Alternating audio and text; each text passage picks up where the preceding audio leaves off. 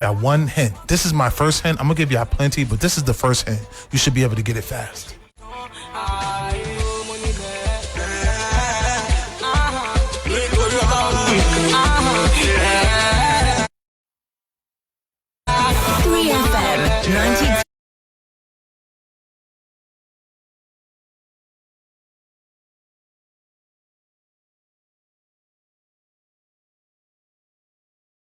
Little small hint, this country is one of the most multilingual countries in all of the African continent. This is the dead giveaway, but it's the most populous country in all of Africa. By far the most populated country in all of Africa. I'm pretty sure some more of you got it by now. It's also one of the largest film producing countries in all of Africa. And actually, let me say in all of the world. Let me not even shortchange this country. The African continent, man, from the continent itself to the diaspora, we are creative people. And this country is one of the largest film producers in the world. This country also This country also boasts the largest economy in all of Africa. Interesting to me, I have a list on my Facebook page, on my Instagram page, where I had listed the top 5 economies for expats to move to in the African continent. And I was a little surprised when this country came up on the list. This country came up on the list as number 1, as the number 1 country where if you're an expat, a diaspora, a repatriate, you can go there and really make serious money. And so many people came on a comment talking about how poor this country is and how poor the continent is. How can anybody move to the continent and make money? Let me tell you this. Let Rashad McCrorey tell you this. There's money out here. Let me say it again. There's money out here. There's money in Ghana. There's money in our country of choice. There's really money practically everywhere you go. And if your money's not right or you have a hard time making money, take a long look in the mirror, man. I'm not here to judge nobody, but at the end of the day, where I'm from was the ghetto too. At the end of the day, I'm not really a fan of blaming politicians. I'm not a fan of blaming my parents. I'm not a fan of blaming the enemy who don't like me, who set me up, who lied to me. I'm about making dreams and making, let's say, financial freedom or even financial stability ourselves. Is that Miriam? Hold on. Let me take my shades off a little bit. Is that Miriam is in the building. It was like, yo, Rashad is about to start talking some great things. So Miriam, welcome. How are you? That's good. Hold on. Let me turn Miriam up. Hey, how are you? Try this one. I tried the first one already, but let me try the middle one. Check. Yes. Okay. Yes. We got you on. What's up, Rashad? Oh, I'm well. We've missed you. The tables have turned. Hold on. Let me kick my feet up. And let me it feels good to be on this side of a microphone, though. It does. You know what? You know how I always talk, Miriam? It's good to be on either side of the microphone. Yeah, that's true. Yeah. That's true. Good to have you in the studio. Aquaba. Yes, good to have me in the studio, too. Yeah. Miriam, let me tell you something. I was a little disappointed because when you asked me last week, was I coming in studio? I was like, oh, Miriam misses me in studio. Well, don't we all? I mean, we're always excited when you come to the studio to talk about your experience, when you go on destination, Yeah. So where have you been this week? I just came from the New Yam Festival. The Iriji New Yam Festivals for Igbos, living in Nigeria. Yeah. So I'm excited to share some of my experience about that. This is actually the second time I come. I had to leave early. Okay. So things were just starting to pick up when I had to depart. Okay. Here they say 11 a.m. to 7 p.m., but they didn't really start picking up until around close to 2. Okay. And just celebrating my Igbo brothers and sisters. It was just an amazing experience. Nice one. Interestingly, we've got Nigerians coming in as our guests today. Yes. So it can only get better. It can only get better. Yeah. I'm sure that, we'll dig into that conversation and even more. Yeah. But more importantly, Has anybody not heard that we're going for Africa Next on Thursday? Yes. Let me make that noise. Yes, the annual Africa Next is happening on Thursday. I'm super excited about it because this year, I mean, not just because we have an iconic location, but we've got a jam-packed, exciting activities coming your way on Thursday. So yeah, please, if you're listening to us, whether you're a Ghanaian, Sierra Leonean, Nigerian, Angolan, Rwanda, wherever you're from, please don't miss this opportunity to come and network. It's gonna Will be you really be fun. there? Of course I'm gonna be there. Y'all get ready for selfies and y'all bring a paper to get Miriam's autograph. Yeah. And Rashad as well. Shouts to you, Agyemang as well. Agyemang will be on rotation. The whole, as well as all the DJs as well. DJ Faculty, DJ Phil. Who knows? If I feel generous, I just might get on the turntable as well. You never know. We'll see. Okay. Do you want to talk about the festival now, or do you want to go to commercial? Sure. Let's take some music and then we'll come back and dig into the Young Festival. Great. All right.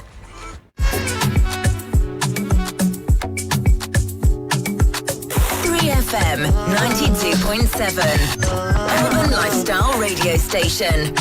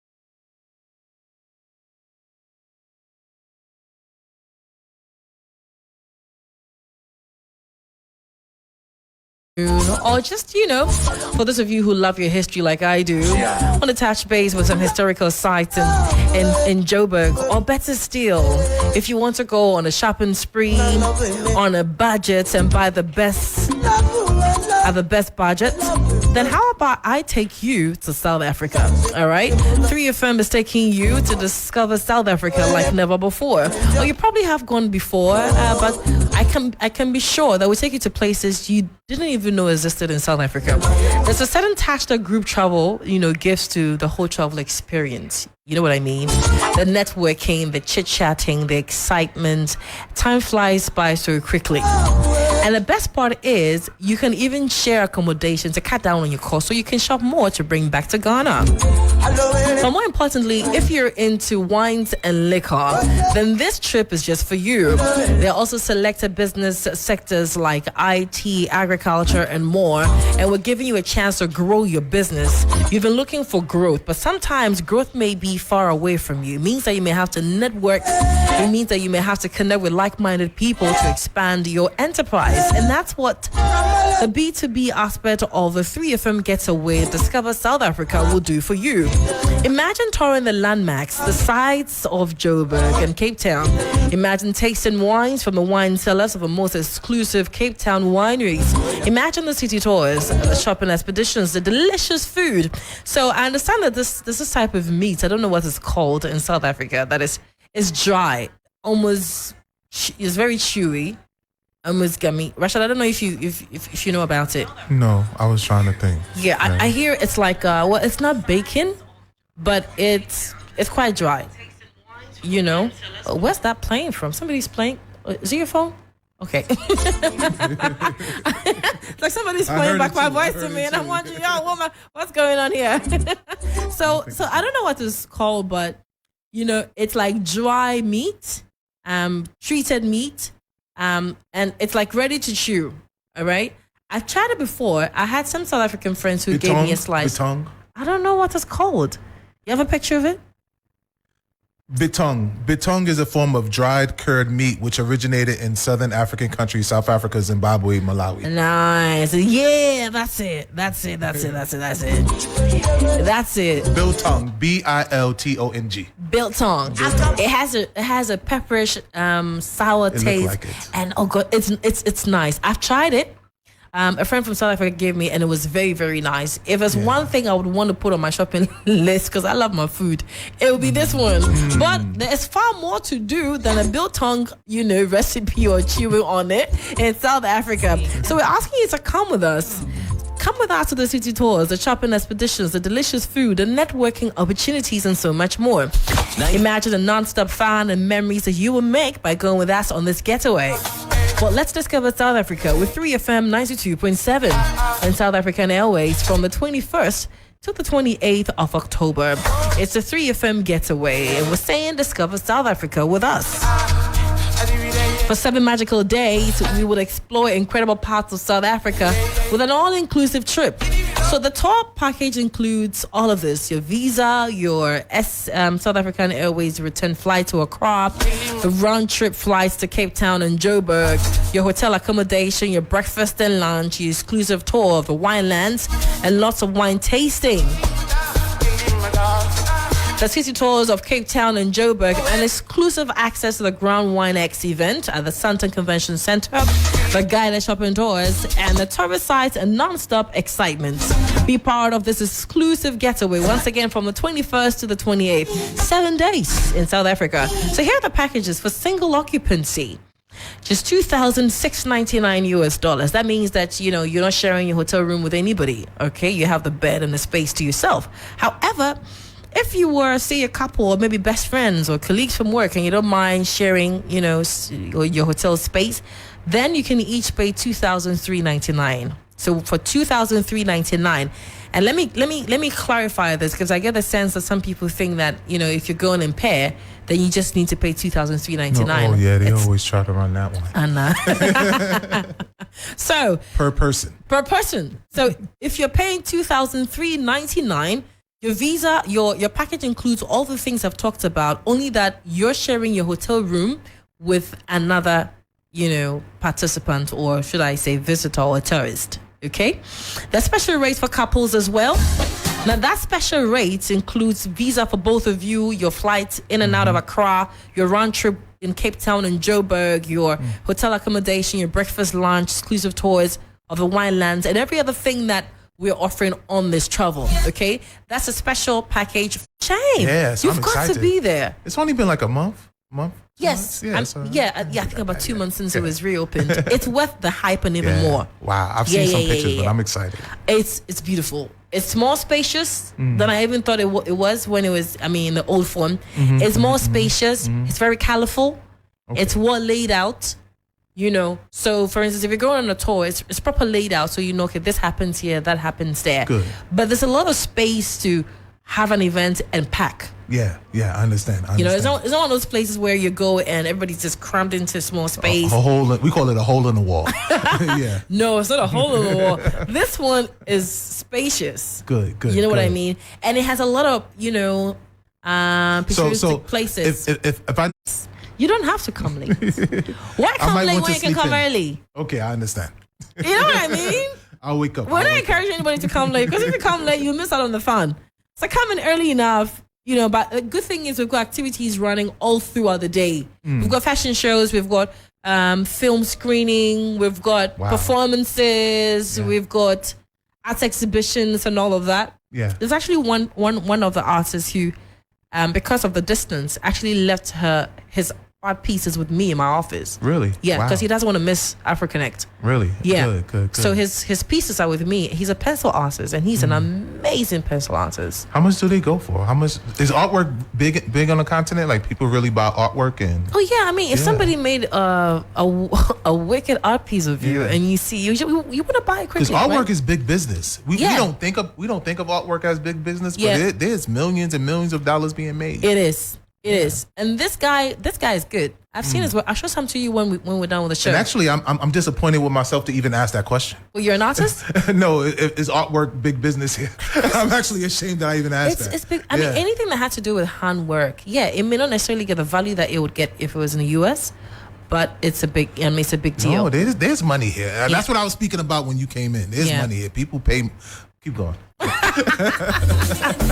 So get ready for another cultural explosion like never before.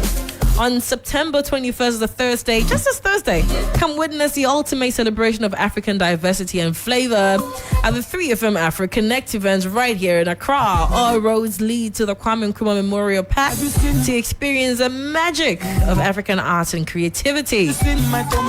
Come and witness the much anticipated sizzling jollof war. That's an interesting one. Why are the Nigerians in the studio smiling? I didn't say come and experience Nigerian jollof. I just said jollof. Did I scratch you guys at the wrong place? Come and witness the much anticipated sizzling jollof war competition, igniting a culinary showdown. Now, will Cote d'Ivoire maintain the enviable jollof war title for another year? Or maybe we'll host and win. Depends on the judges. It depends on the whether you're passionate about African food, arts, music, fashion, games, or simply looking to make new connections, the 3FM AfriConnect event is a place to be.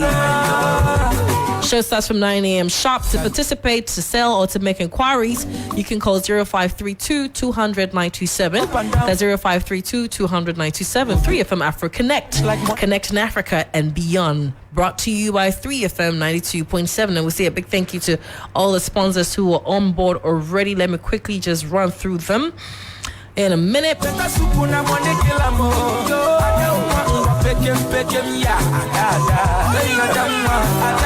I want to say a big thank you to ATL Fabrics and say a big thank you to Festiva, to Mega 6 Lotto, as well as the ECG Power app, Tasty Tom, and ACL as well. All right, let's dig into it, Rashad. So tell me about your New Yam Festival experience. I was thinking, since we have some native Nigerians in here, is anyone Igbo? Do you have some I just Igbo came from us? their New Yam Festival. Oh, it's today. It's today. Okay. It's going on as we speak. Oh, right. And, is anybody Igbo amongst you? Kinda. 50-50? You are what? What and what? My dad's Igbo. My mom is Benin. So, Okay, so you have Igbo. So you're a little familiar with the Yam Festival. But I've never attended. You've never attended it. Okay, what about you? No. You're not. You're Yoruba. No, I'm not Yoruba. I'm Port Harcourt. You're Port Harcourt. Yeah. Okay, and you, sir? I'm Fulani. Oh, you're Fulani as well. So there's no Igbo here. Okay. Well, Yeah. I mean, he's part. He's part Igbo. Yeah, Okay. So you're on your own. I'm on mine. I know, right? So today was the annual festival for Igbos living in Ghana, living in Ghana. Okay. And they have their annual festival in Accra. And once again, it was just an amazing, beautiful event. Different Nigerian kings and chiefs came from the north, from across the entire country, who are living in Ghana. Oh, look at the videos. Is that you in your Yes, that's in me. your They full invited regalia? me out. Yes, that's me in my full regalia. Nana Rashad. Nana Kokojufo. Nana Kokojufo made an appearance. It's a big event, isn't it? Yes. Very beautiful. So many people were there. Again, I had to leave early to come to studio here. Okay. But it's it's something that's going on throughout the entire day. Okay. And the festivities was amazing. And pretty much the Iriji New Yam Festival is celebrating the harvest, the annual harvest season that Igbo celebrate throughout in Nigeria. Right. The normal harvest date is in August. Okay. But they celebrate it in September, and sometimes they go as far as in October to celebrate here. All right. So there were a lot of dignitaries, there were a lot of foreign constituents talking trade, free trade, just fellowship, brotherhood, sisterhood. They brought their form of, I don't know if they call it eto. I don't know if they call it eto in Nigeria, but they had their eto. They presented their yams. Something similar to what Homo very similar. to Kwekwe. Yeah. Oh, okay. Yeah, very similar. Okay. And what I'm starting to learn more about is that a lot of the West African festivals Are similar, are huh? very similar. And they start reminding me that at one time before European borders were created, we were really closer to being one people than we know. Even the name Ghana coming from all the way from Mali. Exactly. You know? Exactly. So it's always just that good reminder that we're always one people, and our generational history is much more similar than what maybe seem to be today. Right. So their festival is one-off, or today's event was commemorated? It's commemorated because these are just for the Igbos who live in Ghana. Okay. So maybe they have their own personal family rituals. I may Okay. have to do a little bit more investigation about that. Right. But as far as from what I was told, because I did ask, are there any events leading up to it? And I was told, just today. Oh, just today. This Okay. is the day. Yeah. I see yam being served on a tray. Is that roasted yam, or this is what? Because it's still in tuber. It's not cut up.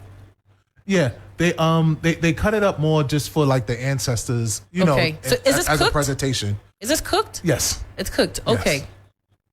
Okay. So it's cooked in the tuber form. It's not chopped into bits and pieces and boiled. They actually, a lot of times too. I saw this last year when I stayed a little later. Okay. They actually cut it up in front of everyone. All right. Yeah, they actually cut it up in front of everyone. Okay, and it's okay. So that's what it looks like. Is this a traditional meal? Well, this one, I think Mommy added this one. Oh, right, I didn't right, add that right. one. I guess I'm- This is obviously a Getty image. Yeah. Because I envisage it will have something to do with a lot of palm oil, because palm oil is very popular in Yes. in their meals, right? If you can, go back to the footage that I sent in. Foster, can we go back to the pictures that? Yeah. I think she's going back to it now. Yeah. Okay. Okay, because at least then I would know 100%. Yeah. If you ask me a question Yeah. based on the footage. But I'm not sure if this is one of the main. And they actually was showing me the Nigerian chief handshake. Oh, right. When they dap 3 times, we call it dap in America. Oh, like that. Okay. Yeah, and we just did it. Okay, they just illustrated it in the studio. So Only I like- just learned that. Only I that just you don't learned have that. have a whisk to go with it, right? They have more of the crown. Yeah. Okay. Interesting. So what they also told me was that even the younger people would be more comfortable doing the handshake with you, but some of the Okay. older traditional people, depending on you know, how they see you if they know you. They may not be less likely, but they gave me permission to do it. So when I was in a line at one time and the teacher was giving me the handshake, I had to wait to see who initiated because I didn't want to like embarrass myself. Interesting. Yeah, I thought it was a common greeting that runs through. I didn't know that it was, you know, it was age sensitive. I didn't know that, you know. Well, it's not age sensitive. It's just more like traditional, and people who are a little bit more, as they're younger, they get a little bit more inclusive. Right. Okay. You know, especially when you start talking about different tribes and different people. Some, you know, like I know Edo tribes. You can't be in stool unless you're blood. There's no outside coming in. You know, so it just depends on the individual person. Yeah. Which tribe they from, where they from within that tribe. Okay. Whether they're more traditional or whether they're more new age who are more inclusive. I see. And during this time, do the women play any particular roles?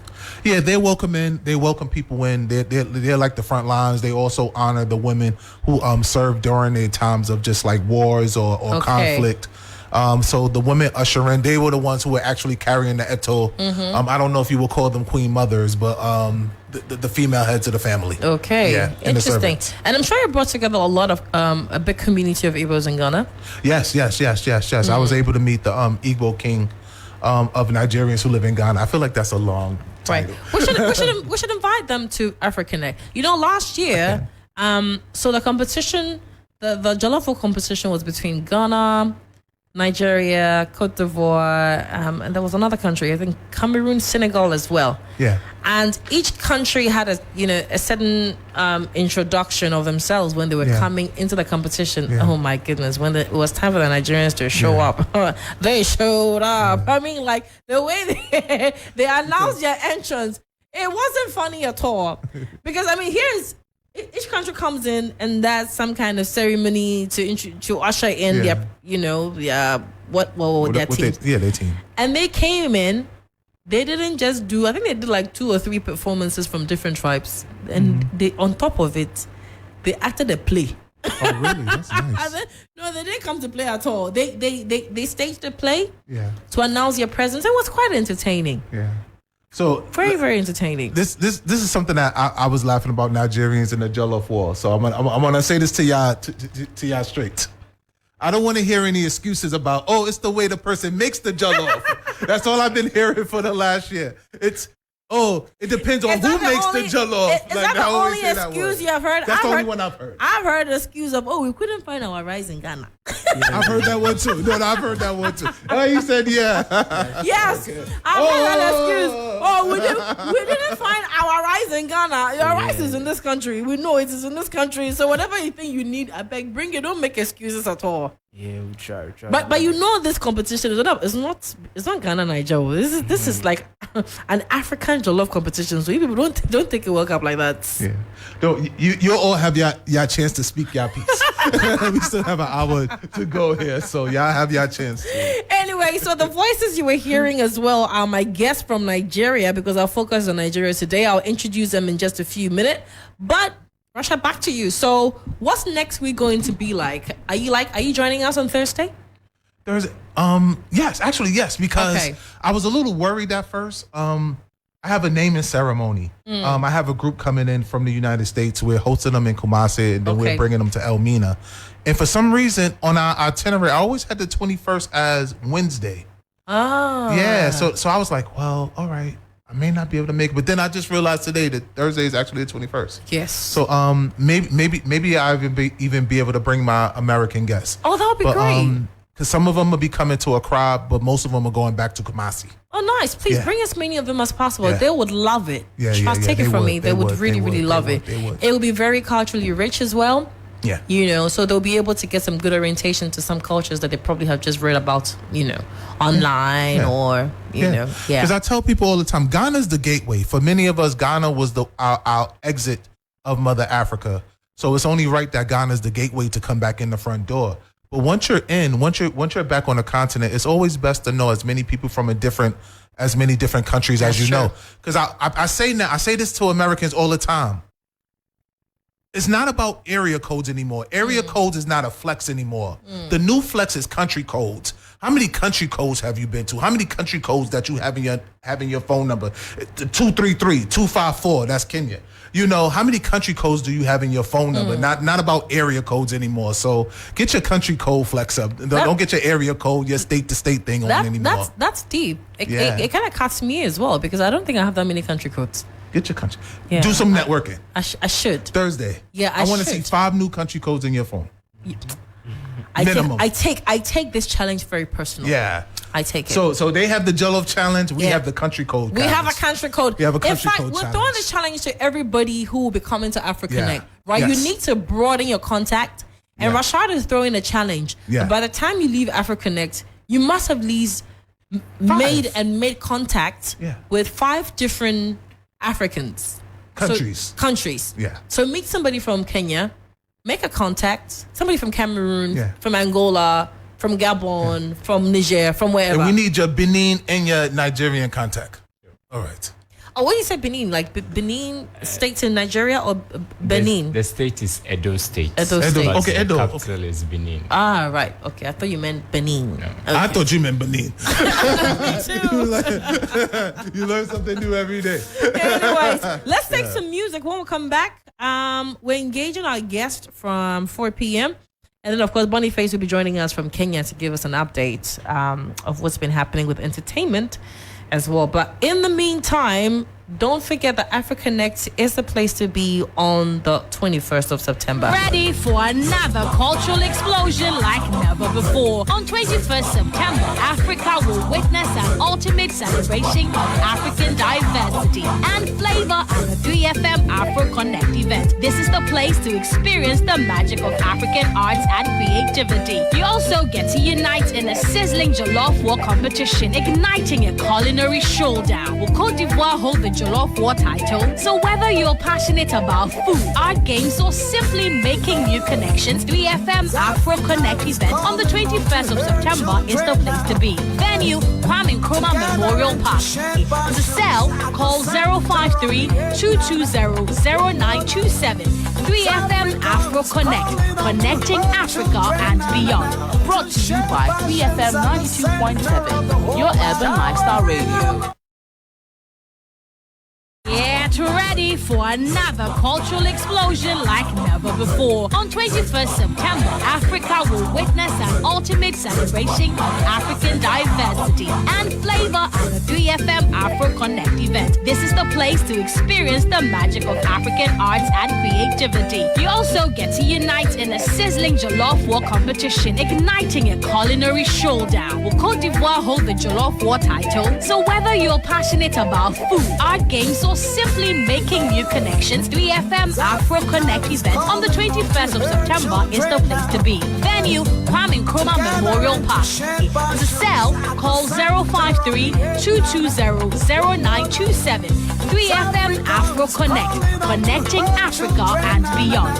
Brought to you by 3FM 92.7, your urban lifestyle radio.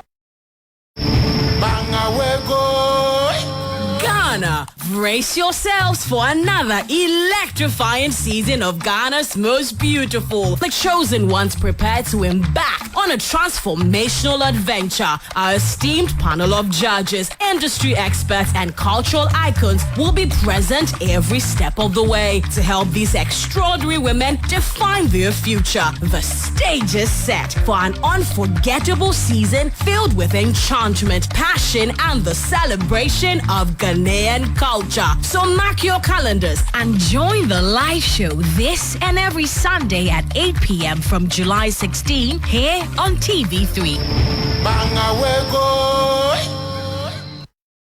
Are you confident, a good communicator, and like to think on your feet? Represent your school in this year's Orators Public Speaking Challenge. Registration is open for all junior and senior high schools across the country. Go to bit.ly/oratorsgh and register to be a part of this rich extracurricular experience, with the winner and coach receiving a fully sponsored package to South Africa. You can also pick up forms at the 3FM reception, Kanda, Accra. Deadline to register is September 7, 2023. For more information, information, please call 057 089 8762.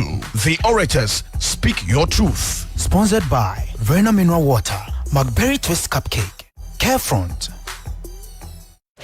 Your ultimate destination for the hottest African beats. Beats Africa with Miriam. 3FM 92.7.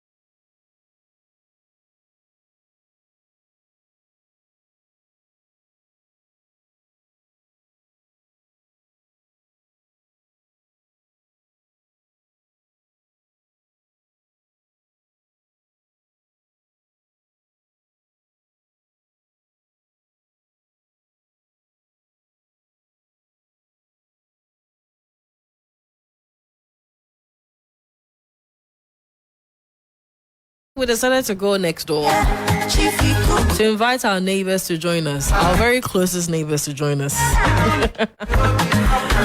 My guest today, well, we're all gentlemen. There's a lady who came with them. I thought she was, going to join the conversation, but no. It means that we have a lot of guys on the show today. Got Niger guys in the studio.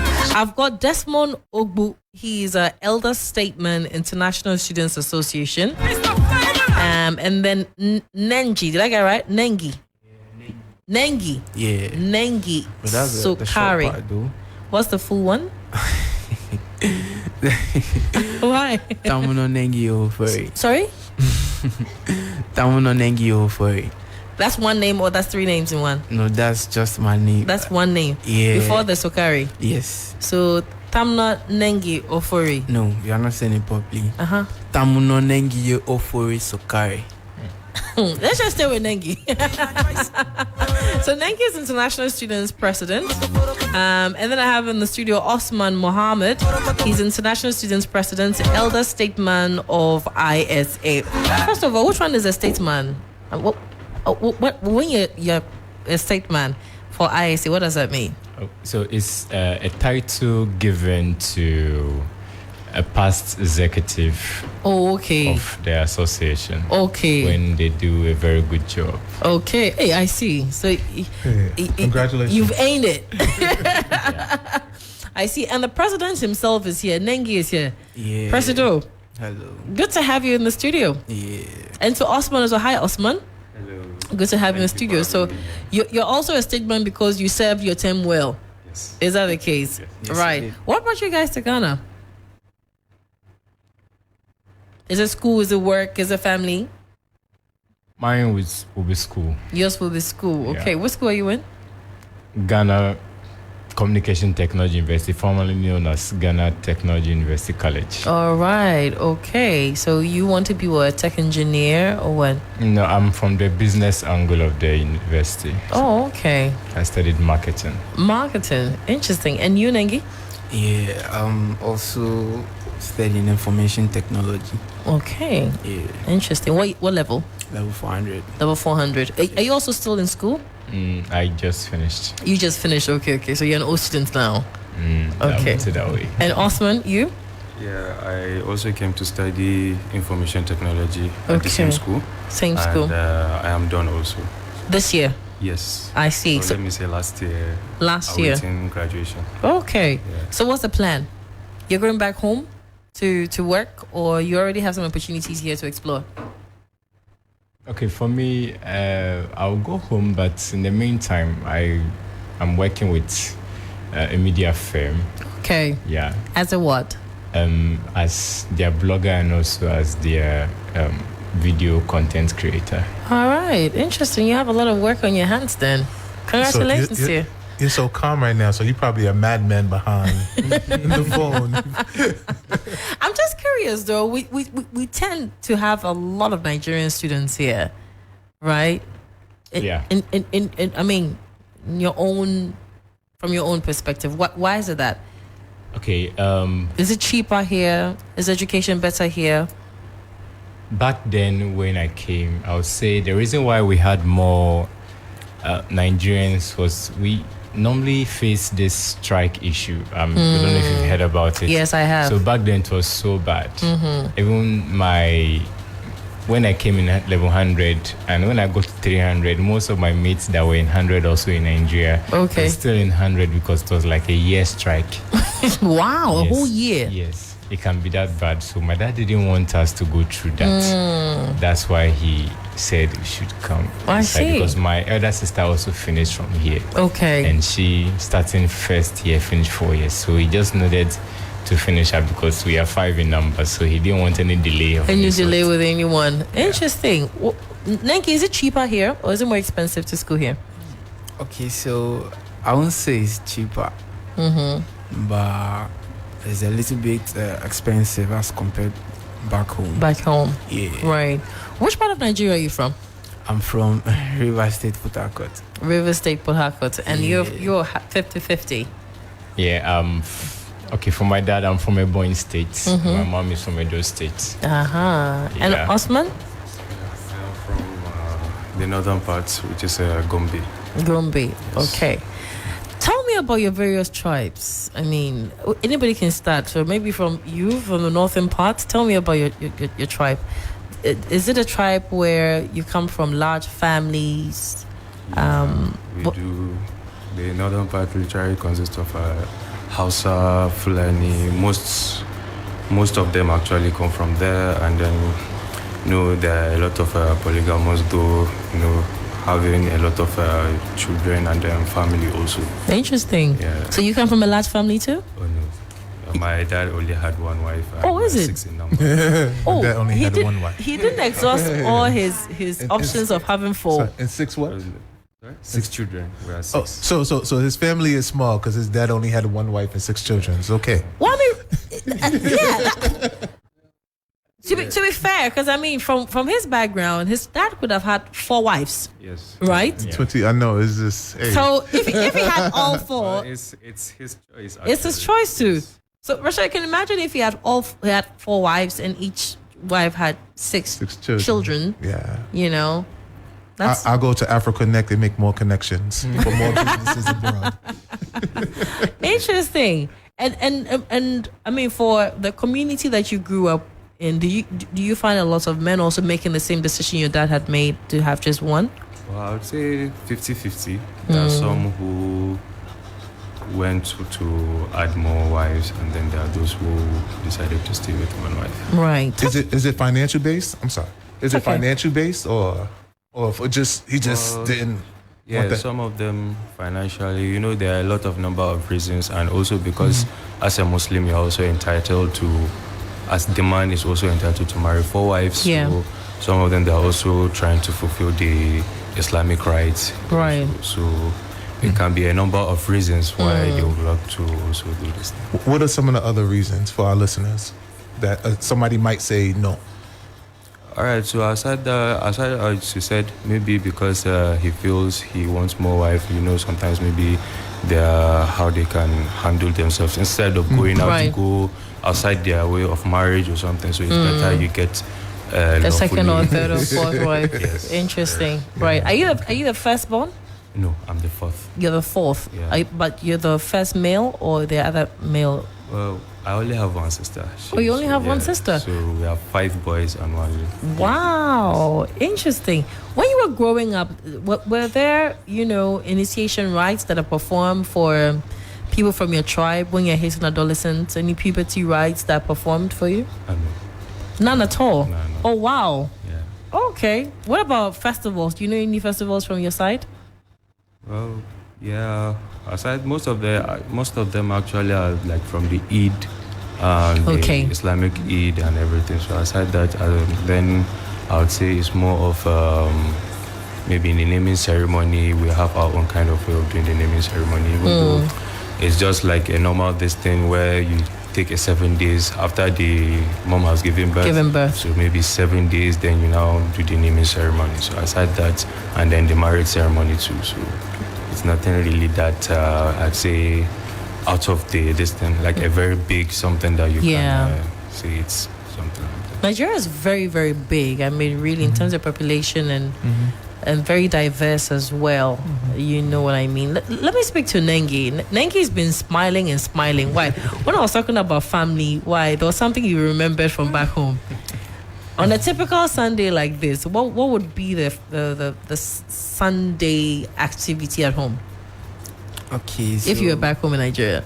Okay, for my house, Sunday. Okay, first thing, I come from a family of 3. 3. I have 2 sisters, and I'm the last one. So okay. Basically, Sunday is a day I cook. Yeah. Hello.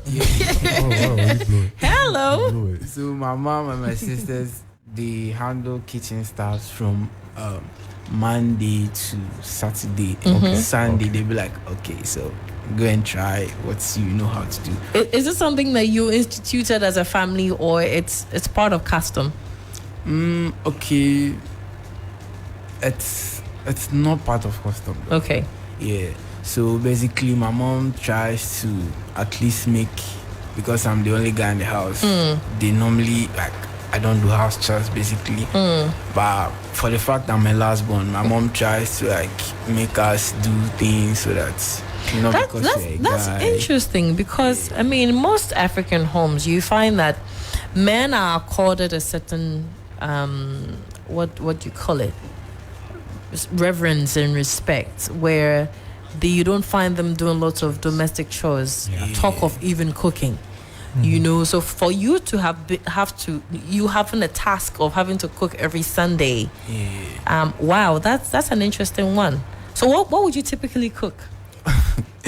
No other food than rice. Or maybe there is soup, but you just make the eba. Okay. No. As for eba, I'm champion. My friends know me for that. Your friends know you? Yeah, because at the hostel, like I'm the best eba maker in the hostel. But not the best soup that you eat with eba. Wow. For the soup, I'm trying. You try? Yeah. Which ones? Okay, so I've tried making egusi soup once in Ghana. Okay, and people ate it and they survived the next day. Ate the soup, right? So you can testify. It was nice. Came out well. But I think I need to do a few adjustments here and there. Okay. He has to drag me from home to come and take it. He has to drag you from home. At least his efforts is not wasted. He's actually the first friend I had in Ghana. Oh, is it? Yeah. Okay. From the same school or from the same hostel? Okay, from the same school, the same hostel. Okay. He's the first friend I met when I came to Ghana. The hostel, the room, I was the only person there, so I was kind of bored. And then when I heard that there's a Nigerian, I was happy to. Okay. I wanted to see the Nigerian. So when he came, I was like happy to see Nigerian guy here. It was so nice. Yes. Interesting. Yeah. Talk to me about what the Sunday ritual as well. So you have been given a task in your family to cook every Sunday. Yeah, after church. Right. Yes. And that sort of brings the family together. Yeah. Interesting. But is that common in most Nigerian homes where you have the boy or the young boy in the house cook? Okay, so for that, I would say it depends on the mom. Okay. Yeah, so if the mother wants it like that, then she could make it work. Okay. Like my mom my mom is like, yo, I want you to learn how to cook. Like it's very necessary. So I tried and I enjoy my mom's cooking. Sometimes when she's cooking, she lets us come around her. Okay. And then I watch her and it makes us get interested. Like we want to also turn while she's turning, stirring soup and stuff. Yeah. Interesting. So that's how I picked it up from there. Back in Nigeria, did you used to go to your hometown? Yes. Oh, really? Me?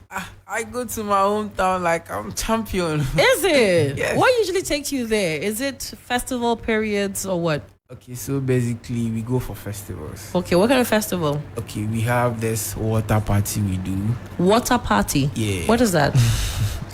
So I come from the riverine part of Nigeria. So I think during the festive season they used to organize like a water party. There's a name they call it though, but I think what form does it take? So what, you have a party around the lake, party around the what? Okay, so my place is like a beach.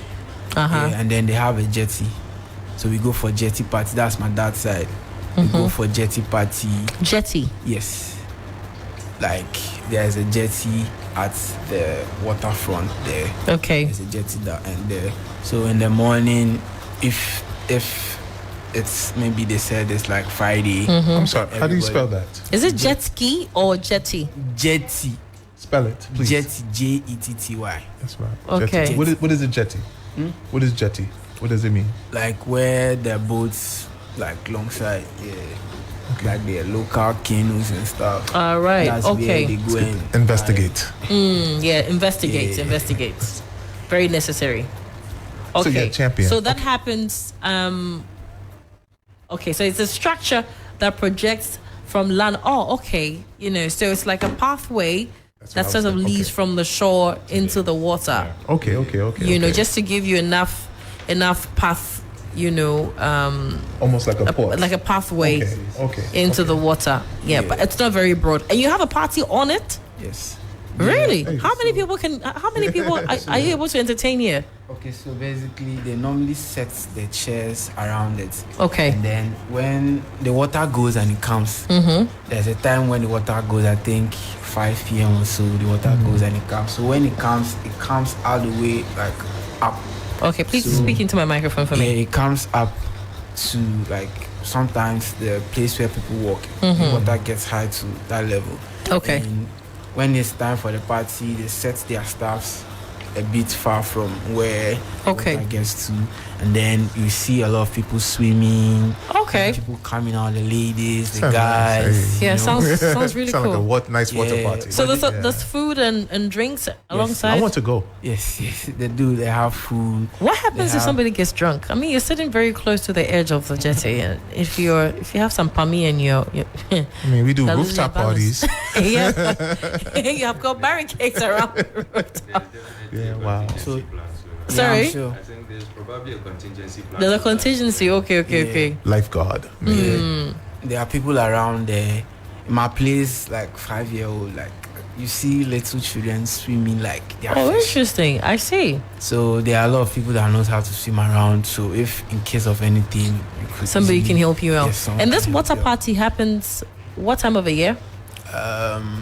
Festive season, like December. From first week to the last, they have like different parties. Throughout the month? Yes. Oh, okay. Yes. I see.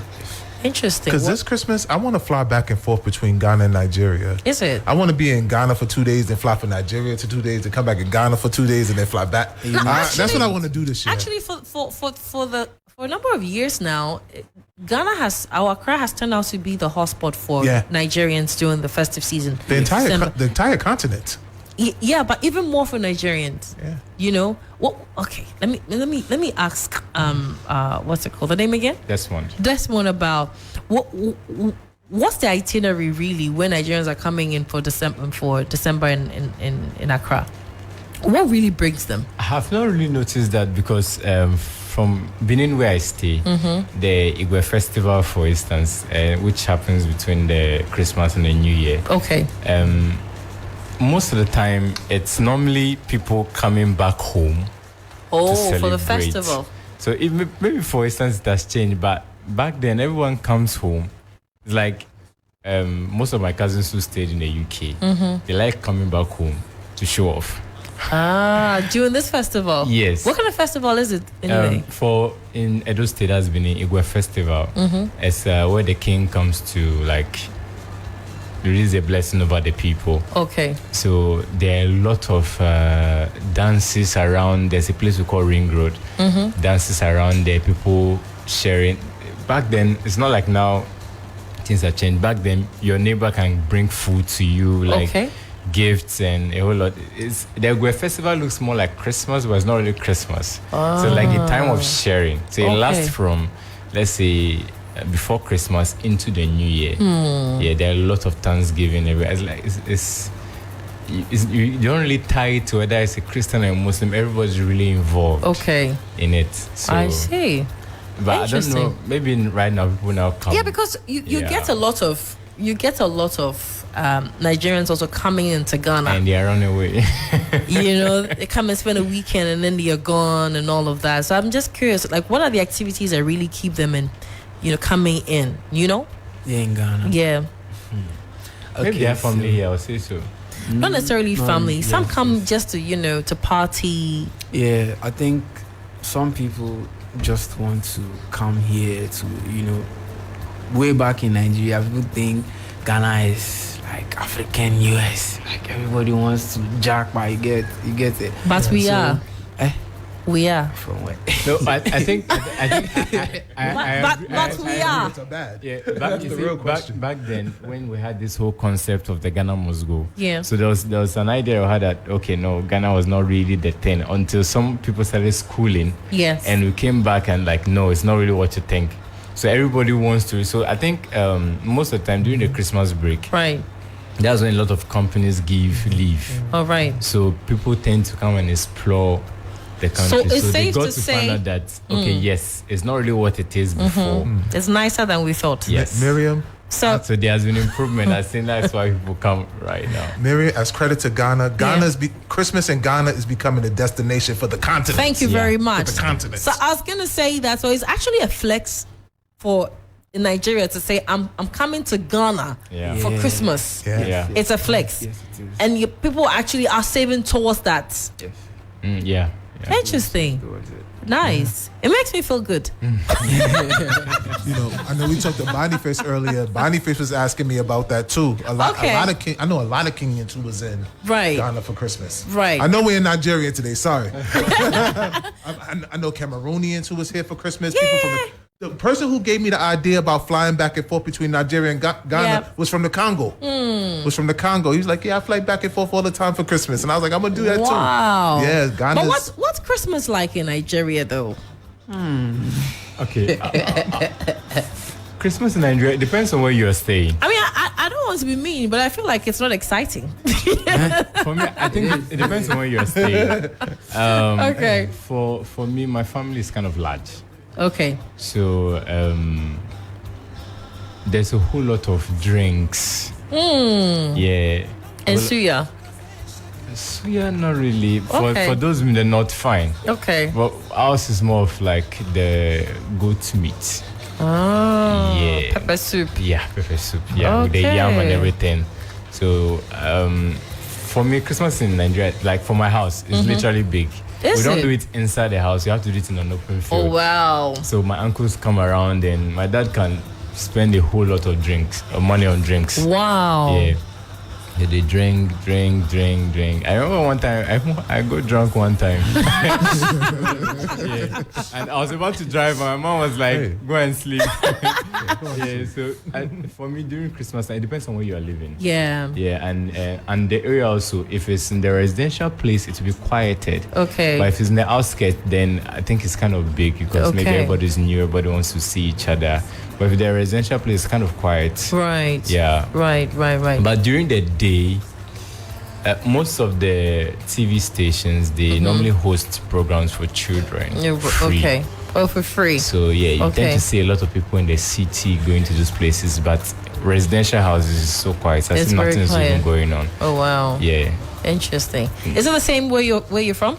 Nah, my place is not quiet. It's not quiet, huh? It's not. It's always jamming. Like, bro, it is. And you're the champion. I see. I think the decorations too depends on the state. Okay. Some government take it upon themselves to really make it like this is Christmas. Nice. Like my governor, I think Yesun Wiki. He's not the governor right now.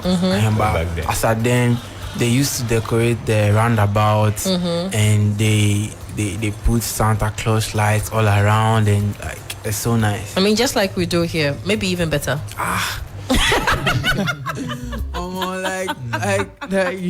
Okay, I think for those who have not stayed in Lagos, maybe you get to understand. Lagos in Christmas is wild. Yeah, that's my experience. Is it? I say like globally. Is it? Yeah, that place. Wow, like. See, that's the thing. The thing about Nigeria or Nigerians, when you guys are going out all out for something, you go all out. Like you go all out. Yeah. Right? Is this a Nigerian thing or it's an individual thing? I'll say it's a Nigerian thing. Is it born out of your foundation? I mean, how you're raised? Because I find a lot of Nigerians at extreme ends. When it's like that, when it's good, it's really, really good. When it's bad, like it's really, really bad. You know, you find very few Nigerians who are in between. There's either a yes or a no, and if it's yes, it's like a resounding yes. If it's a no, you know. I think the mentality, like growing up, if you're going out, go out for everything. So like, for my family, they'll make you understand that you have to achieve the best. So, and when I was coming to school, like, my dad would be like, he brought his certificate. He brought my mom's certificate. And they were not bad students. My mom was a first-class student. Wow. So when they show you the certificate, it's like, don't go and waste the school fee. So there's this idea of if you are going all out, go all out. So I think every semester he checks my result. Wow. To make sure that everybody is meeting up with it. So like there's this expectation, like if you are going out, go out for everything. If you are down, yes, you see that this guy or this lady is totally down. So it's like you can really tell when a Nigerian is happy and when the Nigerian is sad. Yeah. The mood is so clear. Yeah. Yeah. You're a really good guy. We used to talk about going all out partying and wild. You took it to education. I'm proud of you. Yeah, so like it's all about to go all out in everything we do. There's no maybe. There's no middle ground. It's either that or that. Is it the same with your upbringing as well? Yeah. My mom tells me, okay, she calls me Omona. So anytime she calls me, she'll be like, okay, you remember that you are the first son and I want you to do well. Anything you are doing, do it well. Just basically anything that I lay my hands on doing, she encourages me to do it well. And she'll be like, I don't want you to bring shame and disgrace and all that. Yeah, that's always a key point. In my head, if I'm doing, I'm doing. If I'm not doing, I'm not. Do you think that sometimes that's the reason why, for those who choose to achieve, like you put it, and through other means that are not necessarily proper, right? Because of the kind of pressure that you are put under to make it. Do you think that's the reason why some Nigerians tend to find other means, other unofficial means to make it, because there's so much pressure amongst yourselves as Nigerians to become very successful? Yeah, I would say for that, well, we are all agree that we all want to go all out. Yeah. So normally when we have school parties, like get together, nobody wants to come like below expectation. So there's this mindset that if let's say if we graduated last year, if I come to do get together next year, I should be like times 5 better. So you have to look for so if you notice, even if you go on social media, there's no Nigerian who doesn't want to make their page lit. So like everybody wants to self-improve. So I think that's the reason why most people go as far as some stuff to just make it. I remember a friend I had his father had money. Okay. But he wanted to go into the other one to get more money. And I was like, well, he has money. I mean, he owns a lot of stuff. I was like, no, he wants to really prove to his dad that he can make it. And I said, right. So I think the mentality of being the best, which has cut across all of us, is the reason why I think most people who are not really oriented go into a lot of stuff. Interesting. The only thing you have not been the best at so far is your jollof.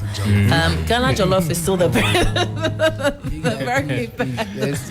Let's talk about food now. So you are from both worlds. So you've got a bit of Igbo, you've got a bit of Edo as well, right? Tell me about your food. What's a staple? The food. Well, I don't know if I should really talk about the food, or maybe Nengi should do, because my mom was really into baking. Oh, okay. When we were growing up, so like pastries is actually like the thing in my house. I see. Yeah, before the traditional dishes. Before the traditional. Yeah. But if she has to do a traditional dish, what's she likely to make? She's more of the eba. The eba. So egusi. We like the pounding, egusi, okro. Okay. But the one that she normally does the black soup. I don't know if you've heard about it. Is it the one with a lot of vegetables? Yes. Yeah. With a lot of meat. Yes. And some palm oil. Yeah. So we like to use the Sound like liver. You like that a lot. Oh yeah. The liver because of the good nutrients for the liver. So that's where So black soup like. Black soup. Yeah. Then this, I don't know, amala. You've heard about it? Not really. That's like what, fufu? Yeah. Will it be like fufu? Amala is similar, but it's brownish in nature. Brownish. You can use they use plantain to make it. Oh, okay. Okay, no, that I haven't tried before. Yeah. Is the same with you? The food? Yes. Okay, so we have different food though. Okay. Like my favorite traditional food is onunu. Which one is that? Onunu. So it's made with ripe plantain and yam. Ripe plantain. Yeah, ripe plantain and yam. And there's this I've forgotten the name of the fish, but there's a special fish they used to make the stew. I think for your side it should be the panla fish, because I think those from the river areas they get lots of fish. Okay. You can actually eat the fish raw. It's uncooked? Nice. Panla, yes. Uncooked? Oh, you just have to wash it. Oh, hold on. Yeah, you realize the panla you can't eat. No, I mean, what uncooked? Like not when I mean, and not grilled or anything. No. The fresh from the sea, from the water. You just have to wash it. I mean, for washing it with the sea, whatever. Okay. Panla fish you can search. No, I don't panla. I'm just thinking about how I'm going to eat panla raw. Okay, well, me, I don't eat raw. Oh, there's some fish like sushi. Oh, is sushi. it? Yeah, more like sushi. But even sushi, doesn't it come with the sour sauce or whatever it is? I think the only thing that normally add is just salt, which gives it this. Yeah, but sometimes. So for us, there's some fish that I don't really boil. If not, to lose its taste. We roast the fish a little or fry, because my side is the southern parts of Nigeria, so we have salt water. Okay. So the fish naturally is just a bit salty. Yeah, it is. So you can get the fish from the river, wash it, take the stuff out, and then roast it, and you are good to go. I see. Like you chop like that. So you there's a ripe plantain, there's yam, and then the fish with the stew. Yes. Okay. We call it pepper soup. Pepper soup. Yes. Also, you make soup with a fish. Yes. Is that what you mean? And you eat it with the plantain and then the yam. Yes. Oh, okay. They pound the yam Okay. And the ripe plantain together. Yeah. Then they add oil to it. Then it looks like your Ghanaian fufu. Oh, okay. But it's not like. Okay, it's not gummy. No, it's not. But ours is a bit hard, and when you eat it with a stew. With a stew. It's nice, huh? So nice. So do you get that to eat here? I miss my mom, though. But you cook on Sundays. I thought you may have. I know, but that particular the way she makes it. No, mommy is the only one that does it better in the house. Interesting. Yeah. What about you? What's a staple in your area? The food. Well, ours is more of it's called garo. What? Garo. Garo. Yes. Okay. And What is garo? More of like, let's say, the wache here. Well, how ours is rice, beans, oil, and pepper. Mixed together. Powdered pepper. Yes, mixed together. Oh, okay. Yeah. So that's how it is. So when you make it like you're making wache. Yes. The beans and then the rice. How ours is more of like you just. When you cook the rice, you also cook the beans, and then you just merge them together. Okay. And you cook all. Then after you just get your oil, and something. Palm oil, you mean? You can use palm oil, but mostly they use the groundnut oil. Groundnut oil. Yes. All right. And then you can fry it. Just maybe fry it a little bit with onions, and then you add your pepper and you enjoy it. And what do you eat it with? With fish? With stew? You can use any. You can use your fish. You can use meat. Or this thing, chicken also. Nice. That I would like to try. Sounds very interesting. Maybe next time I'll make it for you. Yeah, you should. You should. Actually, on Thursday, I know, right? I got lucky with the food. On Thursday, when you guys are coming for Afro Connect, it'd be nice if you know any caterer who makes very good Nigerian food. You should let them know. Can. Oh, you can? I forgot to. When he said something about cooking, I was like, then I have to also. Oh, you cook as well? Oh, nice. Interesting. Who's the better cook? Did you have your own? I think he'll be better. I'm more for you to cook. So we cooked together. He preps the. Nengi, we didn't ask whether it is a joint venture. We're asking between you and him who's the better cook. We didn't say whether you run a joint venture. We say between you and him who's the better cook. Bring a competition. Right now, they just want to honor their friendship. I know, right? but for him, he likes pepper. Me, I don't like pepper. You don't like pepper, so I would say. Yeah.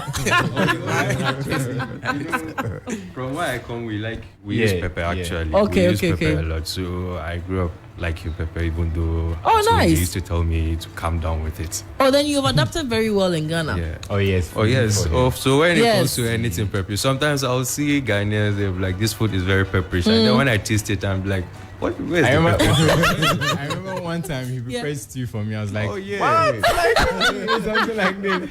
It was so hot. Are you kidding me? Yeah. But I didn't. Although I'm not coming from a Yoruba place, because in Nigeria we know that Yoruba people. Oh, they eat a lot of pepper, yes, Yoruba people are really? Their own is peppery. Wow. But for me, I've always been taking pepper, and even though there's also another food we call anwake. So, Anwake. Yes. I don't know how to say it. I don't know how it is in English though. But I'll find out also about that. But that's the also similar. What is it made out of? The ingredient it actually is to escape me. Okay. Yeah, but mostly you can use beans flour. Okay, beans flour. Yes, is it like my? No, moi. Oh, okay. Yeah, no moi. Even though the moi too, you can use the palm oil and also pepper with it. Yes. Yeah, so I would say it's also kind of part of it, but it has its own destiny. They are kind of smallish. They are little. You use your hand to just cut it off. Okay. So, and you cook all of them also. Interesting. I think they really enjoy the Nigerian dish. Absolutely. Yeah, they are more. For me, my house, my parents are the traveling type. So okay. You guys are very cosmopolitan like that. Yeah. Eesh, I brought for some. But which Ghanaian meals have you tried, and which one do you love so far? And because most of my life back home was more continental dish, when I came here, was to look for the traditional dish, and the one I enjoy most, I won't lie, is the fufu. Is it? Yes. You love it, huh? Yes. So is the fufu with palm nut soup, or fufu with light soup, or which one? With granite soup? Which one? With granite soup. Yeah. Nice one. You? Me, I enjoy banku and tilapia. You're the one who said you like pepper, but I eat banku and tilapia. No. Okay, for the banku and tilapia, I prefer more of the tomato than the pepper itself. Oh, okay. Yeah, so that's how they normally do it. And a little bit of the shito. I don't like it bent. You don't like it bent? Yes. Do you tell the vendor that you don't like it bent? Okay, so it depends. Everybody likes to bend their shito. Or you buy your own. You buy your own, or you make your own shito. Okay, so I don't Because know most of the vendors will give you very black shito. Yeah. Okay, so it depends. If I see the shito that is bent, like just like I don't want it. You don't want it. But I'm picky, very picky. Okay. So I have the vendor that I like going to. Oh, okay. They give me. They give you what you want. Yeah. Okay. I hear catfish is a big deal in Nigeria. Yeah, my mother's godmother, she raised catfish. Oh, okay. I never liked catfish growing up until one day my mother, who was like a very good chef, she took catfish, she boiled it, and she fried it, and she had. When she finished preparing it, I didn't know it was catfish. Okay. She put it in the food and I enjoyed it. And she told me, this one, it was catfish. I began to scratch my tongue. And I was like, why did you give me catfish? You betrayed my trust. And I was like, no. And since that day, because I didn't like the way that their body is. I didn't like it. It's very slimy. So like I didn't want to eat it. But I didn't like anything slimy. So from that day, anytime I see catfish, I want them to buy it. So every Easter, Christmas, we go to her auntie's place. Okay, I do like 3 or 4 catfish, and when you bring it, I want to kill the catfish. Are you kidding me? So, wow. So catfish is really a big deal. Most hotels, I don't know if you guys agree, most hotels in Nigeria use catfish. Point and kill. I think it's a very common thing. Yeah. Interesting. Yeah. You tried the ones around here, right? In Ghana. Yeah. The one I tried wasn't nice. It wasn't nice, huh? Not everybody really knows how to prepare catfish. Yeah. But in Nigeria, it's a very common street food or restaurant food. That one. It's of the on the fish menu. Farming is catfish. I see. For me, the catfish, I'll give it to my elder sister. So she does it better. Yes. She makes the catfish pepper soup and you eat it with agidi. Oh my god. Yeah. Oh my god. I almost forgot about that one. I think that's the one. I think the the traditional meal I normally take, the pepper soup and the agidi. Right. Agidi is whitish. Yes. Yeah, like, whitish. okay, you know, yeah. Yes, I know agidi. The catfish really makes the pepper soup come out. Oh, okay. Yeah, bro. Yeah. My sister, she's already smiling. Is she watching online? Yeah. She's watching. Hi, sister. When you're in Ghana, please come and give us a taste of your catfish soup. Yeah. But how long have you been here in Ghana? Yeah, I've been in Ghana for 4 years. 4 years. You? 4 years. And you as well? I say 6. When you guys came into Ghana, did you have any culture shocks? Things that you observed and you thought, oh, this can never happen in Nigeria. Yes. Talk to me about that. Oh my God. Be guided, though. You're in a Ghanaian studio. I beg. You can talk. Okay. So when I came to Ghana, normally in Nigeria, cats. Cats, yes. There are a lot of cats in Ghana, like cats. So way back in Nigeria, we see cats to be demonic. So when I came to Ghana, I saw cat. I started praying, man. I was like, God, I beg, wait till this. I just see cat everywhere, and I'm like, I cover myself with the blood of Jesus. Then I got to understand that it's like a normal thing here. Like I go see. to the store to buy something, you just come out to see cat. I'm like, let's do this. So really? Yeah. So you thought that the demons have followed you here? Yes. I was scared. I thought my village people were after me. Until I got to ask my friends. Interesting, isn't it? They are like, oh nah, like cat is like a normal thing. I'm like, hey God, I beg you.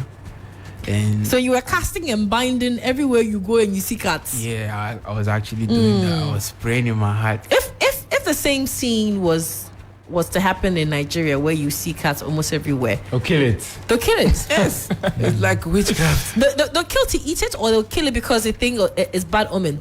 Yeah, bad omen. I don't think they will eat it. Yeah, especially those black cats. Oh my God! What do y'all do for like pest control, rodent control?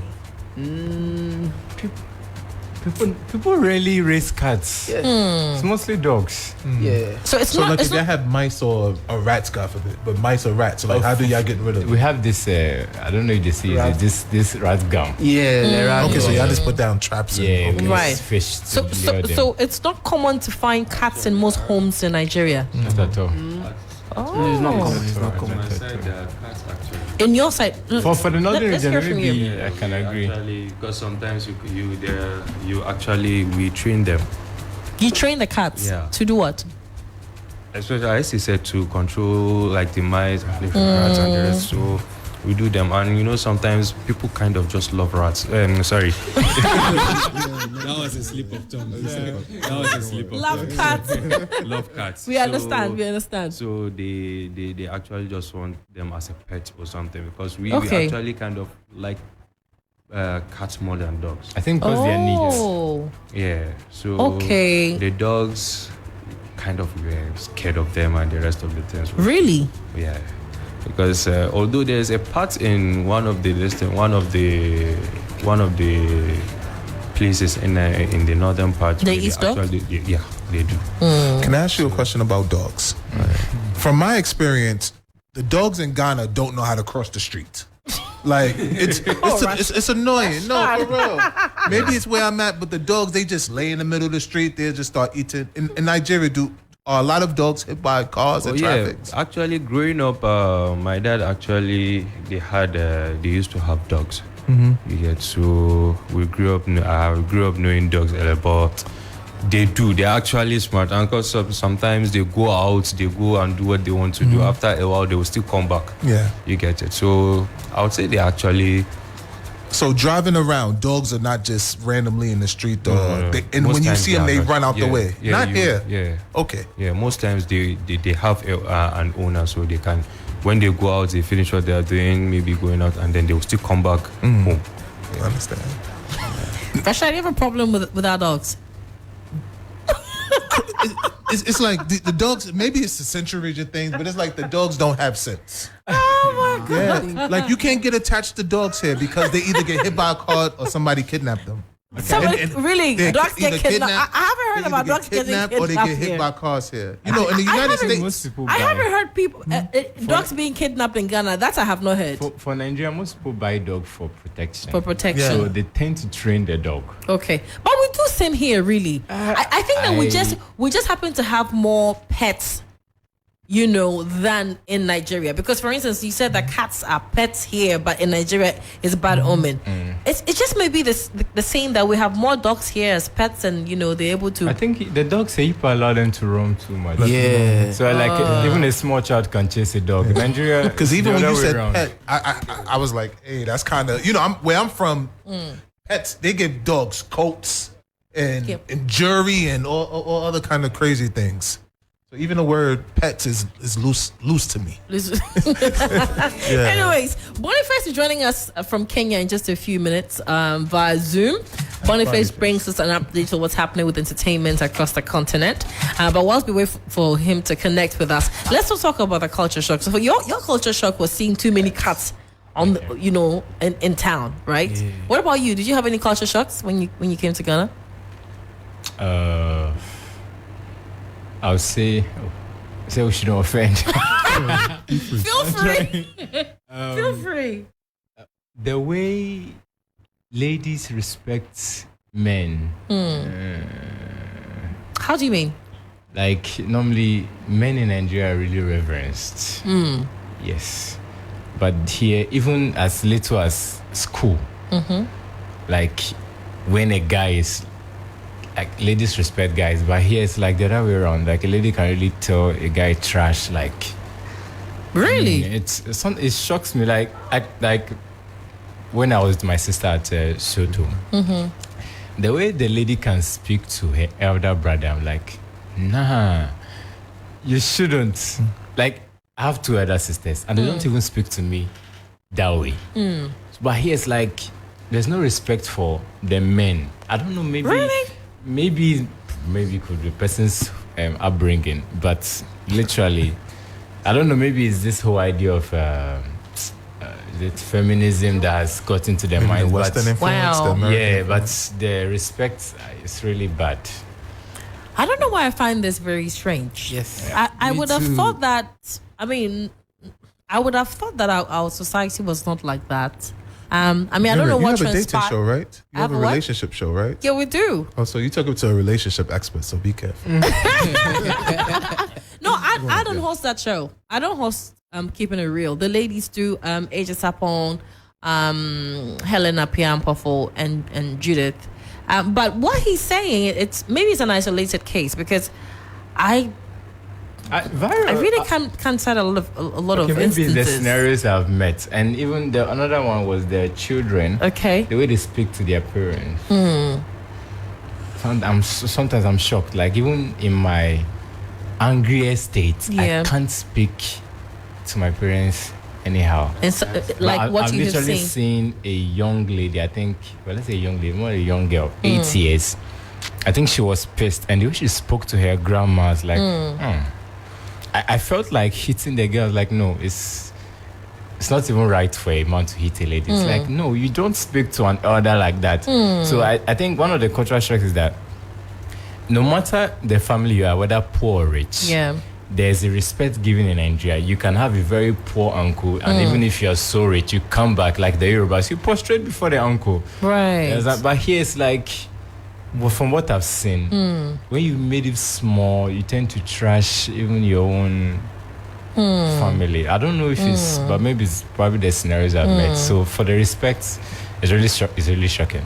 Interesting. I mean, I could look back to if maybe, I won't call it, looking down on them. I really need to chew on this for a bit, because also. At least for some of us who haven't been to Nigeria, from a distance, what is portrayed in movies, yes, there's a prostrating and showing respect, but also you find a lot of talking back at elderly people, and you almost would think that is a practice that is common. You know what I mean? I'm going to come to you, but let me connect with Boniface from Kenya. Hi, Boniface, can you hear us? In Savannah region. Boniface. Hi, Bonnie. Boniface, can you hear me? Yes, I can hear you. Yes, good to have you join us. I like the hat you're wearing today. Oh, thank you. What's the occasion? Where are you going? I'm actually just backstage. We've just finished performing with my band. We're performing in a very rainy side of Kenya called Limu. So right now it is pouring out here. Ooh. Did you say that you performed with your band? You didn't tell us the last time you were going to be performing. Now, if you had joined us before the rain started, maybe I could have played for you a number. Oh, no. No chance of that. Maybe next time. Yeah, maybe next time. Anyway, so what's happening with entertainment on the continent? So some not so good news in Tanzania. Ruby, an artist called Ruby, went online to complain about she was victimized for refusing some sexual advances from one of the heavyweights in Tanzania. Okay. Who was special favors, but when she refused, that particular person was victimizing her, which is really a sad state that we've seen that kind of a cases here in Kenya. A lot of female DJs, a lot of female artists are victimized. And the sad part is whenever they also speak up, sometimes they're also countersued for defamation and all that kind of a thing. So yeah, but she came out and I mean the video is out there for everyone to follow that story up. And definitely we'll be following up on that to see where the truth is, and hopefully she gets justice. Hopefully that happens. And then let's go to South Africa. What's the news there? Yes, so Nkosi Twala was on everyone's lips when she was chosen for the People's 40 Under 40 Essay Awards after she won that award. And Nkosi is known for her impeccable style and also for her entrepreneurial flair. She's recently triumphed spectacularly fashion and walked away with the coveted People's Choice Awards at the 40 Under 40 South African Awards. So that's at least another great win for women in entertainment and specifically for Nkosi. Sweet. And in Nigeria, Nigeria's been trending a lot over the death of an Afrobeat artist. Yes, Mohbad. So there seems to be questions back in the minds of many concerned citizens as Nigerians police swing into investigation following the death of singer Ilorio Oluwan Oladimaje Aloba. I hope I'm pronouncing that name. Ask our guest. Popularly known as Mohbad. I think we need to do classes for pronouncing African names. Yeah, we should. We should have a whole course, dedicate a show to it. Exactly. So the force in a statement promised to carry out diligent investigations following outcry over the death of the Afrobeat artist. So the promising singer-songwriter sadly passed away on Tuesday, September 12th, 23rd at age 27. In the statement signed by the Public Relations Office, it appears that the force is committed to comprehensive investigation into the matter as the Lagos State Commissioner of Police is on the case to unravel what exactly caused the death. Of course, it's very controversial. Some people are saying it was a painful death. So I don't know what news you've had from your side. Well, I mean, I've seen videos, I think videos that Mohbad recorded during his last hours. I honestly I'm not able to piece together exactly what happened to him, but it looked very pathetic. And very young as well. I mean, 27, very, very young. I don't know. He kept talking about something that gave him to drink and all of that.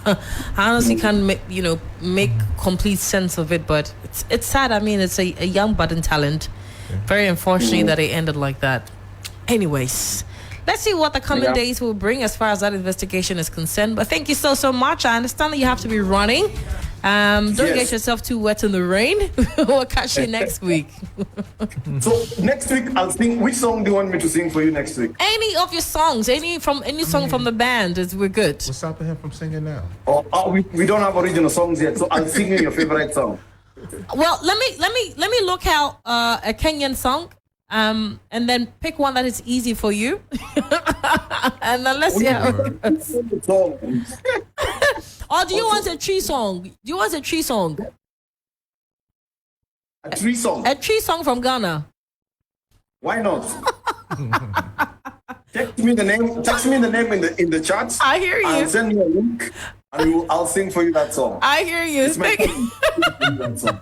All right, Bonnie, thank you so much for your time. Have a great week and we'll catch you on Sunday. Awesome. All right, so that's Boniface Nyanga. He joins us every Sunday from Kenya to give us an update with entertainment on the continent. So, yeah, we've got to be wrapping up. How many countries do you have under your association? We have about 10. We have about 10 countries. About 10 countries. Yeah. Well, we want all of you to be at Africa Next on Thursday. Okay. Yeah, we've got different activities to engage you in, and there are prizes to be won as well. So, and the Thursday's a holiday anyway. I don't think any of your schools will be in session. So we'll look forward to having as many of your members there. In fact, when we are done, I'll speak with you. I may be able to help you guys to have access, to break protocol somewhat. Okay. So as many of you, we're looking forward to meeting as many of you because we have a challenge that we need to live up to. 5 country codes. New connections. Yeah, new connections. Okay. Yeah. Final words, guys, so we can go. Did you tell me your culture shock as well? I'm more reliant on what he said. What he said? Yeah. Oh, okay. Some of the things actually you would see, because I've actually been with some people who, when they're talking with their parents, you would see them like they will talk back, like they might not say it. They might feel it is okay, but to me, I'll feel it's quite rude because I can't even dare tell my dad something like that or even stuff like that. Right. Or even, it's something that some of them actually have to sit with them and also tell them that, this, and the way you said it, so maybe your expression or something, you have to kind of change it. Because I would definitely have to talk to them. Because I would like, this person you are speaking to is your parent. Right. So you can talk to any one of your friends like that, even though there's a limit, or this one is your parent. So there's a certain way that you have to speak with them. Interesting. Yeah. Well, we've had a very good conversation, I suppose. Sure. Final words, guys? Okay, so my final words, big shout out to I knew that was coming. because without Presido Silicon Valley dream, we won't be here. So big shout out to Professor Nana Emmanuel Oheni Afakwa. Okay. And our Dean of Students, Dr. Michael Nana Owusu Akumia. And to our ISA patron, Mrs. Gloria Adiele Susu. Okay. Yeah, so big shout out to them because they helped us to be here today. Fantastic. Yeah. And of course, shout out to all the members of ISA as well. Yeah, shout out to all the members of ISA and also to my mom. I miss her so much. Mommy's boy. Anyway, so we're inviting all ISA members. I look forward to seeing you guys at the Kwame Nkrumah Memorial Park on Thursday. It's a holiday. Come and make connections. Come and have your voice heard on radio because we'll be transmitting live on radio and television as well. It should be a very exciting one. Thank you, Rashad, for coming through as well. Look forward to Thursday. We're all going to the Nkrumah Park. Yes, my first time. I'm excited. Yeah, you should be. The pictures look beautiful. They do. Yeah. Even better in reality. I'm excited. Yeah.